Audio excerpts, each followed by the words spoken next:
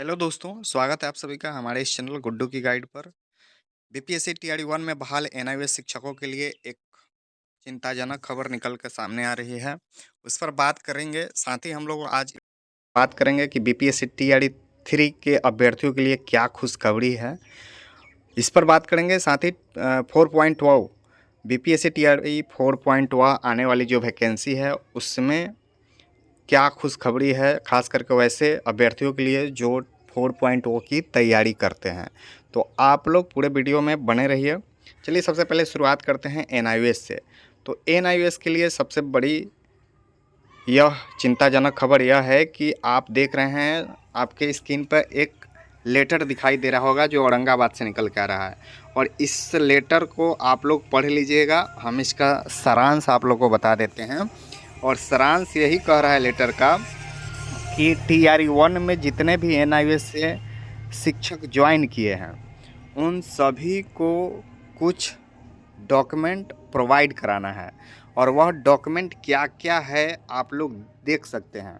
और यह डॉक्यूमेंट ही कहीं ना कहीं सर का दर्द बना हुआ है एनआईओएस अभ्यर्थियों के लिए, चूँकि अब जो जहाँ से वह जिस विद्यालय से किए थे एनआईओएस की डिग्री, वहाँ या तो वह स्कूल वाले देने के लिए तैयार नहीं हैं या बहुत लोग के पास उपलब्ध नहीं है।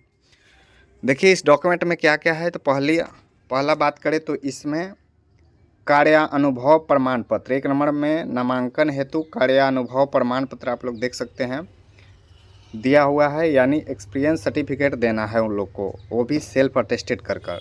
दूसरे नंबर की बात करें तो वेतन भुगतान, यानी आप अगर किसी विद्यालय में पढ़ा रहे थे एनआईओएस डीएलएड करते समय, स्वाभाविक बात है पढ़ा रहे थे तभी आप एनआईओएस डीएलएड किए, और नियम यह था कि आप 2 साल पहले से पढ़ाते होना चाहिए, तब आप जाके एनआईओएस डीएलएड के लिए एलिजिबल होते थे।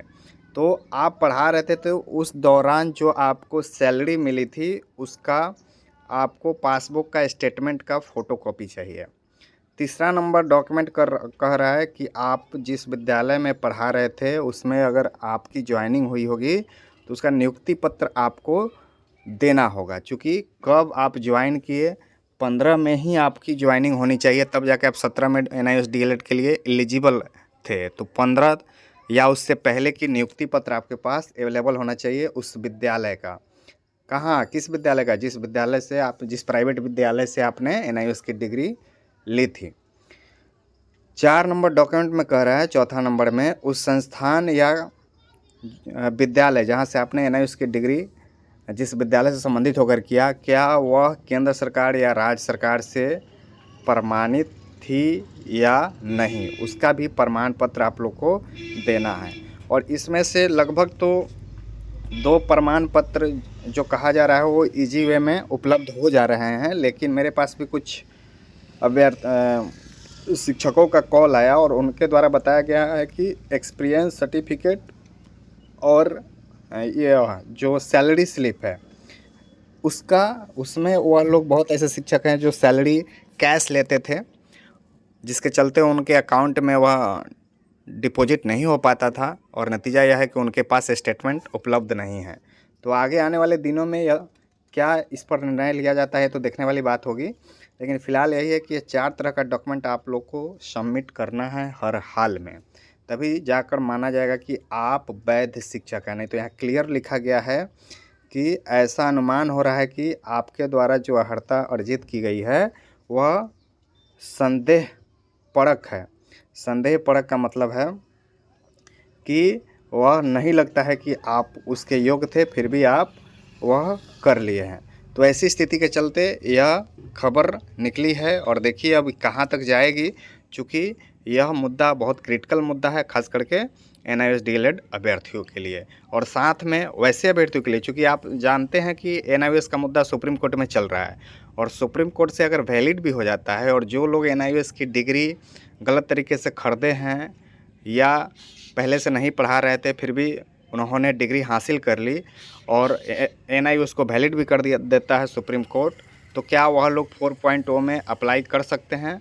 उन अभ्यर्थियों के लिए भी यह चिंता के विषय है कि इतनी डॉक्यूमेंट अगर आपके पास उपलब्ध हो तो ही आप 4.0 में के बारे में सोच सकते हैं, वरना अगर आप बहाल भी होते हैं तो आप पे गाज गिरना तय है, विभाग का लाठी चलना तय है। बाद में आप पछताइएगा, इसके अलावा कोई उपाय आपके पास नहीं होगा। चलिए बात करते हैं टीआरई 3 के अभ्यर्थियों के लिए क्या खुशखबरी है। तो टीआरई 3 के अभ्यर्थियों के लिए खुशखबरी यही है, आप सभी जानते हैं कि बीते दिनों शिक्षा बीपीएससी आयोग और तमाम वैसे शिक्षकों की मीटिंग हुई जो पटना में विभिन्न कॉम्पिटिटिव एग्ज़ाम की तैयारी कराते हैं। और यह मीटिंग औपचारिक मीटिंग थी और इसमें बहुत प्रकार के मुद्दों पर बात की गई। बीपीएससी मेंस की बात हो या बीपीएससी टीआरई की बात हो, तो टीआरई से संबंधित भी कुछ मुद्दों पर बात की गई, जैसे डोमिसाइल मुद्दा था, 1 कैंडिडेट 1 रिजल्ट था। और इस सब में मुद्दा था तो डोमिसाइल और 1 कैंडिडेट 1 रिजल्ट, इस मुद्दों पर सीधा आयोग ने पल्ला झाड़ लिया और कहा कि यह मेरे बस की बात नहीं है, यह सरकार स्तर पर तय होता है, विभाग स्तर पर तय होता है। विभाग कहने का मतलब कि शिक्षा विभाग।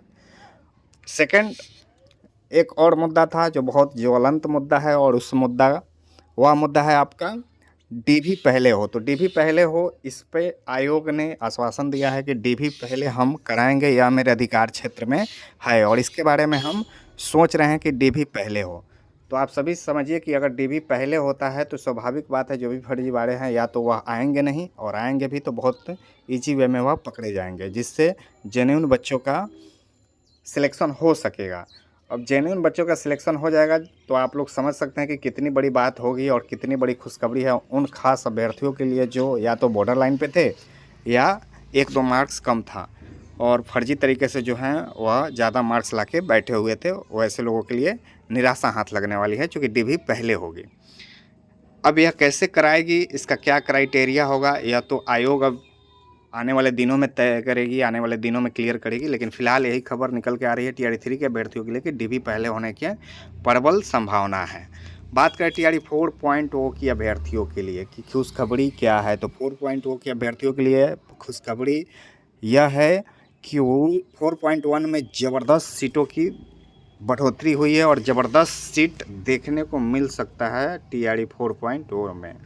यह अंदर खाने की खबर है और अंदर खाने की खबर से यही पता चल रहा है कि टीआरई 4.0 में सीटों की संख्या ज़बरदस्त बढ़ेगी। इसके पीछे बहुत सारा फैक्टर है और फैक्टर यह है कि फ़िलहाल बहुत सारा फर्जीवाड़े लोग भी निकले हुए थे। उसके बाद बहुत ज़्यादा बैकलॉग का सीट भी खाली है, विभिन्न तरीके से खाली हुई है और अभी देख रहे हैं कि अभी भी लोगों को निकाला ही जा रहा है किसी न किसी कंडीशन को लगाकर, जैसे NIOS डिग्री को ही ले लीजिए। तो ये तमाम चीज़ें हैं जिसके चलते टीआरई 4.1 में ज़बरदस्त वैकेंसी आएगी। अगर आप लोग तैयारी कर रहे हैं, जेन्युइन कैंडिडेट हैं, तो तैयारी अच्छे से कीजिए ताकि आपका सिलेक्शन उसमें आसानी से श्योर हो सके। चलिए, अगर आप हमारे चैनल पर नए हैं तो सब्सक्राइब कर दीजिएगा। मिलते हैं किसी नेक्स्ट वीडियो में, तब तक के लिए जय हिंद।